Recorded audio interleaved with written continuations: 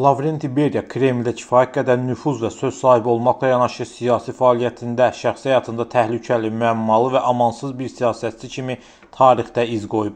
Stalin hakimiyyəti dövründə Beriyanın fəallığı və bu fəallığın arxasında gizlənən bir çox məqamlar illər ötəndən sonra bəlli olub. 1889-cu ilin martın 17-sində Abxaziyada sadə bir kəndli ailəsində dünyaya göz açan Beriya siyasi fəaliyyətinə çox erkən yaşlarda başlayıb.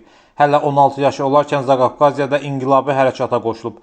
Əks inqilabçılara qarşı mübarizədə fəallıq göstərən gənc Lavrenti artıq 21 yaşında Azərbaycanda Fövqəladə Komissiyanın tərkibində xidmətə başlayıb. Beriya təhsilini də Bakıda inşaat mexanika peşə məktəbində alıb. Onun sevincliyi, təşkilatçılıq bacarığı, insanlara təsir göstərmək qabiliyyəti siyasi karyerasında mühüm rol oynayıb. Bu məziyyətlərinə görə Beriya 1927-ci ildə Gürcüstanda Xalq Daxili İşlər Komissarı vəzifəsinə təyin olunub.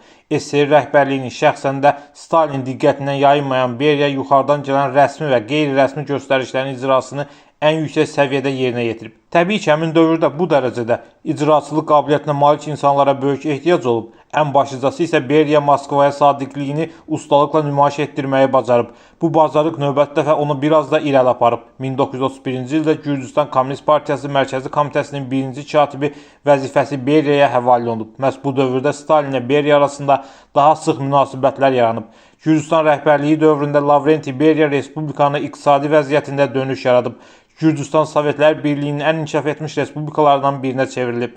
Nəhayət 1938-ci ildə SSR rəhbərliyi tərəfindən Beriyanın Moskvada fəaliyyət göstərməsi məqsədə uyğun sayılaraq onu Xalq Daxili İşlər Komissarının müavini vəzifəsinə təyin ediblər.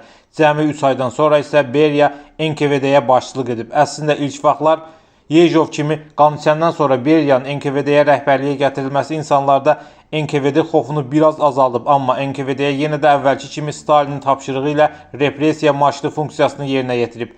Yəni məzmun eyni olub, sadəcə format dəyişib. Beriya Stalin üçün ən etibarlı silahdaş olub. Rəhbərin bir çox məxfi tapşırıqlarını Beriya icra edib. Bunun müqabilində Beriya öz maraqlarını həyata keçirməkdə problemsiz olub. Böyük Vətən müharibəsi illərində o Dövlət Müdafiə Komitəsinin üzvü, 1941-45-ci illərdə isə Stalinin zəmanəti ilə komitə sədrinin müavini təyin edilib. Müharibə illərində SSR üçün tali yüklü bütün məsələlərdə Beriyanın iştirakı vacib sayılıb. Ən ağır dövrdə Stalin SSR-nin atom silahı ilə bağlı layihə rəhbərliyini də Beriyaya həvalə edib. Beriya hakimiyyət hərisi olduğu kimi qadınlara da hədsiz dərəcədə maraq göstərib, onun seksual manyak adlandırıblar.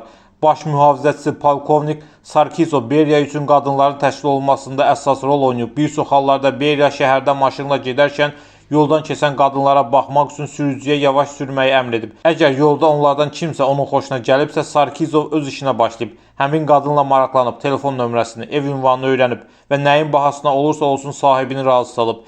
Beriya repressiya olunmuşların həyat yoldaşlarına, bacılarına, qızlarına daha çox göz salıb. Bu münasibətlərdə razılaşmalar olub. Əgər həmin xanımlar Beriyanı razı salıblarsa, Beriya da öz növbəsində həbsdə olan yaxın adamlarını azad ediləcəyinə söz verib və vədinə əməl edib. Onun məşuqələri arasında məmurların həyat yoldaşları da yer alıb. Hətta az yaşlı uşaqlar da Beriyanın ehtirasının qurbanı olub. Beriya öz ehtirasının əsiri olub. Ağına bozuna baxmadan kimliyindən və harada olmasından asılı olmayaraq öz tələbatını ödəmək üçün istənilən addım atıb. Hətta həyat yoldaşı evdə olarkən qadınları evə gətirməkdən çəkinməyib. Beriyanın siyasi karyerası 1953-cü ilin ortalarından tənəzzülə uğrayıb. Təbii ki, təhlükəli Beriyanın mövcudluğu Xruşovun narahatlığına gətirib və gələcəkdə onun lider olmaq ehtimalı baş katibi düşünməyə vadar edib. Həmin ilin iyunun 26-sında Nazirlər Sovetinin iclasında Nikita Xruşov Beriyanın fəaliyyətini kəskin tənqid edərək onu dövlət əleyhinə çıxmaqda və casusluqda ittiham edib. Bunu gözləməyən Beriya özünə haqq qazandırmaq istəsə də Zhukovun onun qollarına vurduğu qandal hər şeyə son qoyub.